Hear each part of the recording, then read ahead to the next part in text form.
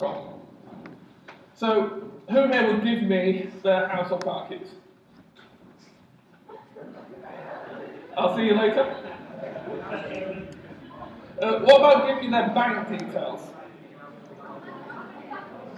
What about your PIN number as well? If you want, you can just bring your wallet up here now. I'm happy to take rides. How many of you would let me use your Facebook account for a week? Believe me, you'll pay for it when you try and get your first job and your employer Googles you. How many here would allow me to pretend to be you to talk with anyone without you knowing? Because that's effectively what I can do. So identity theft is on the rise, and it's a real big problem. And you only really understand what the impact it has on you once you've actually had your identity stolen. So how would I do this? How would any malicious person get your password? So the first one, and there's a lot of words on here, I apologise, but I'll run through them, is brute force. So that's trying different passwords many, many times. Sometimes they're called dictionary attacks, where they have a long list of common passwords, and they'll just try them, and they'll try them against different usernames. How many people here have ever used their email address as their username? Bingo, there's lists and lists and lists of email addresses out there, and they've got half of the username and password combination already. So the password really is easy to break. In some cases, as happened with PlayStation, for example, with the PlayStation 3, the passwords were stolen that you used to log in. And the problem there is, if you've been using that password elsewhere, as is common, if I break into your PlayStation account, I can probably break into your email. If I can get into your email, I've got the keys to the kingdom, because just about every other website, that's Tesco, even some banking sites like Egg, will do a forgotten password and send it back to your email. I can already get your email, so now I can get your bank account. I get your bank account, I get your money. Oh dear. So we do it through also permutations. So if you've got a 4-digit PIN number, I only need to try 10,000 times to be guaranteed to break it, assuming I don't get locked out or the data gets corrupted. So we can't try the common ones first, like 000, 111, 222, or something really hard like 1234. And so who wants to guess how many permutations I can do against the strongest encryption we know today per second? Who wants to guess how many my iPhone can do? I've got an iPhone 4S. If you were to give me your password file that's been encrypted as strongly as possible, how long do you think it would take me to break? How many can I do a second in terms of attempts? Go on. How many? 10? Anyone wants to try a bit higher? 20? 50. A million's not bad. A bit lower. 250,000 a second. If I have your password, my phone, just this phone, can check every single word in the English language within a second. And then we add all letters and numbers. Okay, that might take me 3 seconds. Oh dear. And then we add in a bit more complexity, like understanding which passwords are used first, then maybe a minute. So what can I do with, say, cloud computing and a grid of 1 million computers, which I can buy from Amazon for a penny an hour? And let's see what I can do with, let's say, 2 years and a password list that I can break.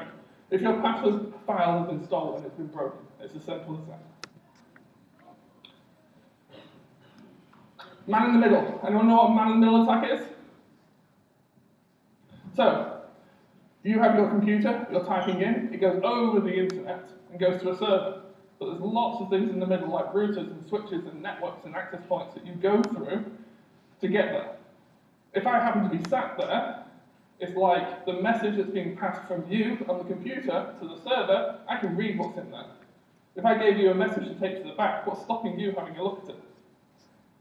So there used to be a padlock that appears, it still is, but that encryption's been broken. If I can sit in the middle, I can still give you the padlock, and I can still read the messages that go on.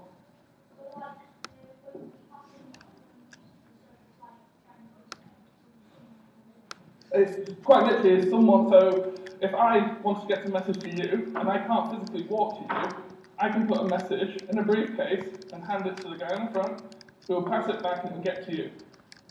You've got no idea if anyone in the middle has read it. So anyone in the middle, so if I ask you, let's say, what are the first and the last letters of your password, and halfway down, someone wanted your whole password, they could change the question to actually tell me your whole password. You give him your whole password, and he gives back to me what I wanted to hear, and no one's the wiser. That usually happens, so it's actually quite complex to get into the routers and the internet and things. It usually happens on public wireless networks, or if you see, ever see a internet hotspot that says free public Wi-Fi, don't connect to it. It's a common virus that goes around collecting this information. Usually from hotel lobbies or from McDonald's or anywhere we get free Wi-Fi and lots of people just jump on to check their email. Please check your email to get one of my hotspots. So watch out for being asked for more information, because if you're being asked for more information that looks different, you're probably being intercepted. And change your password regularly, don't use it over and over again. If I guess your password to log into Vivo, it doesn't matter. I'm not going to be able to get into your email. So I need a volunteer for this one, for social engineering. Okay, I'll take it. Off a bit quick. I don't have a microphone, so you have to shout. So do you know what social engineering is? No. Okay, so what's your name? Pardon? What's your name? Daniel. Okay, use the internet a lot? Yeah. Okay. A lot, like every day? Never every day, because we use it to Okay, what sort of sites do you log into? like Google. Okay, I got yeah. And do you use the same password over and over again? It's really easy to. Yeah. Yeah. And so, if I was to get your password to one of them, I'd get all of them, wouldn't I? Yeah, and I'm not Darren Brown, but if I was to ask you what your password is, what would you tell me?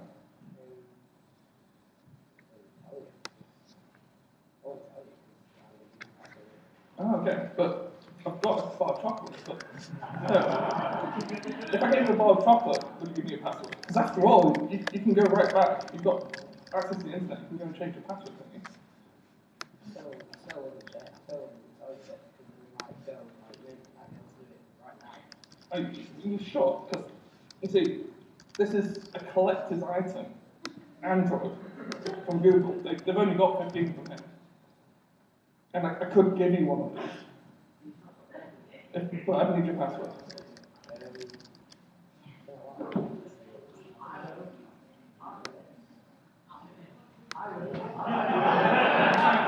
You can take both of those and go sit down. So you see how really, well done. You see how really easy it is to get penned into a corner. And that's when I'm being quite forthright. I've asked a guy on the stage, and quite blatantly I'm talking about password security, and I'm asking for his password. Imagine if it was a little more subtle. University of Salford did an experiment 4 years ago, which was actually for the psychology department, about how many people would give over their password to log into their computer system. Not their name, because we know how their name is. It's their first letter of their first name and their surname. And we managed to see their name in other ways. But 78% of people for a Mars bar would give us their network password. And guess what? Right behind me, listening to the mic that I had hidden, there was someone sat there logging into the corporate network and changing their password. Their help desk had a bit of work that day.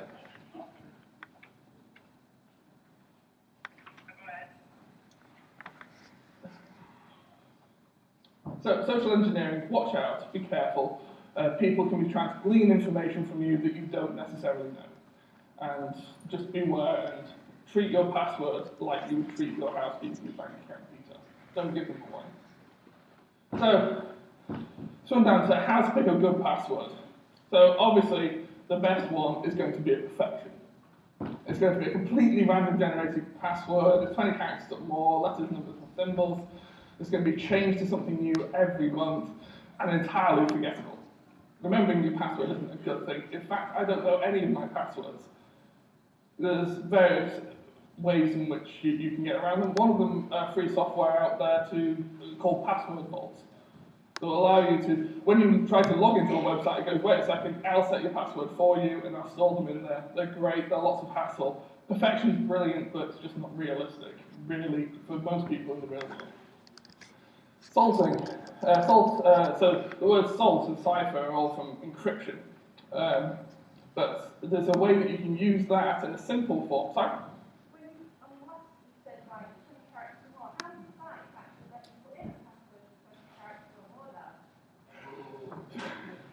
Not enough. Any site which is, they do that, when they're not actually caching, they shouldn't actually store it onto the database, otherwise every society in the world will put their help desk and everything else knows the passwords. They should be storing a cache, so you can matter how many characters it is. If you've got a character that you can run a single minute, let's stick it back in the database on the server. So that's happy for you. It's a storage issue. Usually you have to tie it to say your surname is never going to be more than 32 characters. So they put limits on that. When I create a hash of your password, instead of storing it itself, I can solve. So I can never get your password back. I can just check that when I re-encrypt it, it looks the same. And the hash is always the same length. So yeah, be very wary of any site. The train line is a good example that will say that you've got 8 to 12 characters for your password. And I had an interesting conversation with them, and they don't care. So pick a random password, then it doesn't matter. They can lose the password all they want, just change it regularly. Alternatively, use something like salting. This I used to do a while ago, and it's fairly easy to do.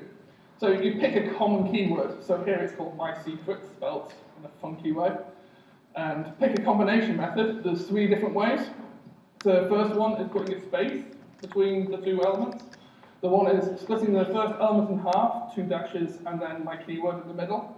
And the last one is split the word in half, flip it the other way around, put an exclamation mark in the end, a space, and then my secret, and pick how you identify it. So all of these are obviously Facebook. Again, that's a bit complex, hard to do, and not really for those that don't really care. So, let the camera move. There we go. Obfuscation. So anyone who can touch type, this is a really easy thing to do. How many people here can touch type? Well, there's a few of you who can try this. So if you find I smell fish, with your fingers, close your eyes and check you can do it. Move your fingers just 1 to the right, 1 up, 1 down, 2 up, 2 left. Any of them will work. And type. When you think of typing I smell fish, that's what comes out. Obviously, slightly more cryptic, that certainly won't be in any dictionary attack. And finally, the easiest of all of them, and everyone in this room, please do this. Anyone, if you're not using something stronger, definitely just use this. Think of a short, rememberable phrase. And figure out how to meld that together with the sites you're on. So, they're easy to remember. If you make them humorous, as the last one made some people are, then it's all the better, because it's more that you like to remember it. If you see the logo, so the Google logo, I've got a rhyme in my head that plays in 5 colours, and I can use that for Google accounts if I wish. I can go through and use other permutations. Don't think of it as a password. Anytime they ask for a password, it's not a password they want. They just want you to type something consistently random. So think of a passphrase. And please don't use them for multiple sites. So, now, go and change your password. Thank you.